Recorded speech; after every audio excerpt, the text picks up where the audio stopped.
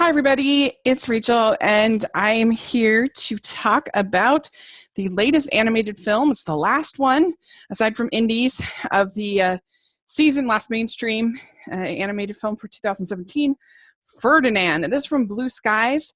And I actually like Blue Sky quite a bit. Really, the only movies they made that I've not liked at all are some of the Ice Age sequels. But for the most part, I think all their movies have been enjoyable. Like, you have a movie like Epic, which I think is messy and it's not perfect, but it has enough there, I think, to like and enjoy and have a good experience watching. I think the Peanuts movie is one of my favorites of the last couple of years. I love it. And I really like their Robots movie. I think is very underrated and really good. I like Rio. I think Rio is really fun. There's a bunch of them in there that I like.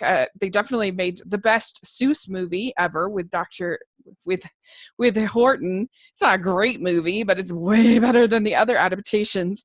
And so anyway, so here they come out with Ferdinand. And I have to say the trailers for this movie have been atrocious, appalling, horrible, hated them, awful.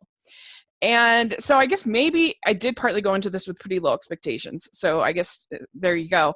But I thought in the end, this movie, it's based on a beloved children's book. This movie is perfectly harmless and enjoyable.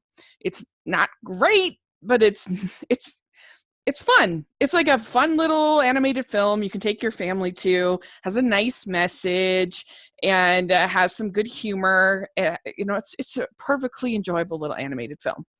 But let me talk in more specifics about some of the strengths. So you have this character, Ferdinand, that's this bull that doesn't want to fight. And I think they show a number of different kinds of personalities of these different bulls and things. And I think that kids will get a nice little message out of this, that it's not a new message or particularly original message, but it's a nice message nonetheless. And I particularly think that boys will get something out of this movie because you do see a number of different kinds of sort of masculinity. You see like more feminine energy, you see more masculine energy, and I think that that's good, and neither is like shown necessarily as evil. Either the masculine or the feminine can sometimes be portrayed as being kind of evil, but that's not the case here. There's really nobody that's evil in this movie. It's just kind of the system that they have. It's sort of similar to Babe in a certain way, I think. There's a lot of similar sort of elements. It's certainly not as good as Babe, but anyway, I also think that the animation is good. It's good, especially towards the end when they're actually in Spain, in the cities. I'm not sure which city that's supposed to be, if it's Madrid or where it's supposed to be, but it was really fun. And I've been to Spain before, and so that was a lot of fun. They have the churros, and they have a lot of the stuff that remind me of being in Spain. And so I enjoyed that, especially towards the end. And I think that Kate McKinnon as this calming goat, hilarious. I thought she stole the movie, very funny. And I can see how some might find her annoying, but for me personally, I thought she was really funny and sort of, like I said, stole the movie. I liked her a lot as this calming goat. And I never heard of this idea of a calming goat. And I don't know, I just thought it was good.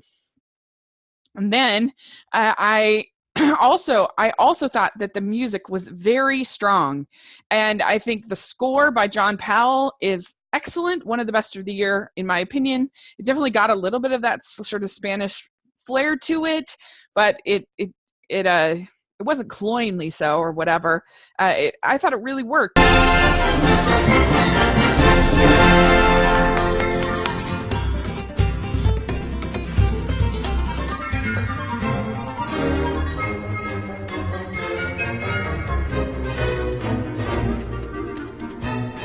Songs, which don't have as much of the Spanish flair, which might have been nice, but I think that Nick Jonas actually did a pretty good job with the couple of songs that they did. There's the song Home that I actually liked quite a bit, and the other work that he did I thought was a good job.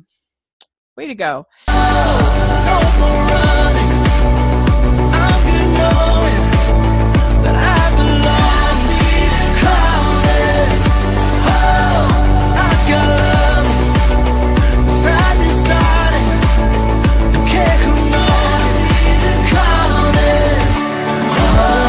some of my positives. Overall, entertaining, cute little movie, and I think it especially gets better towards the last part of the movie, in my opinion.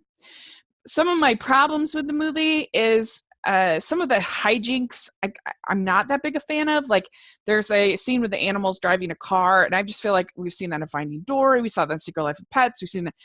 It just seems like 4 or 5 animated films, like that's been a thing, like animals driving cars, and it's just getting sick of it. Let's tone down on that. It's not that funny anymore.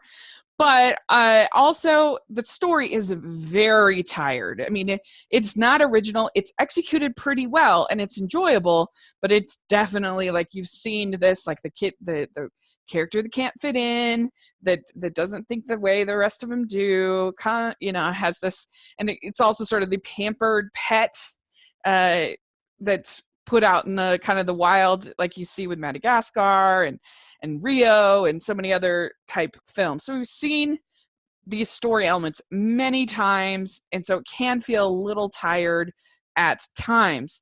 And also, I think that they could have done a better job of, even though I liked the scenes where the hijinks going around Spain, and I thought that they showed off a lot of this stuff, there's still, for a lot of the movie, it could have been in Pasadena.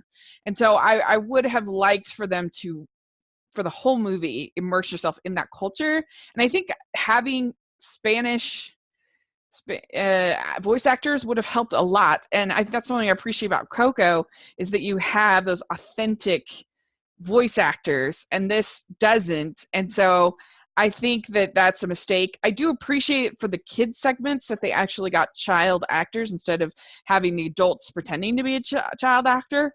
And I mean, the voice actors are all fine, but I just wish they had a little bit more of a Latin flair to them. I think that would have helped a lot. And just the whole movie, I think, could have used more of that through the whole thing.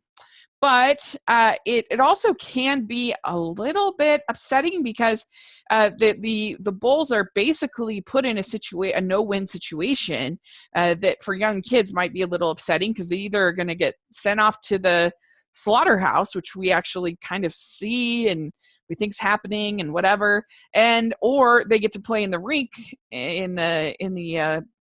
with Matador, but that's kind of a lose-lose situation both ways. And so that might be upsetting to small children, but I don't think so too much. I think they can handle it. If they can handle Babe or a movie like that with some tension, I think it would be okay. So that's basically my thoughts on Ferdinand. It's a perfectly cute movie. I'd probably give it like a B- or B. You need to see in the theater. I think you could wait and get this on DVD and watch it at home. But it's a sweet little movie, so I think if you do go out, if you're looking for something to see with your family around Christmas, I think that this is a good choice. So let me know what you think, and thanks so much. Please subscribe to my channel, and I'll talk to you later. Bye!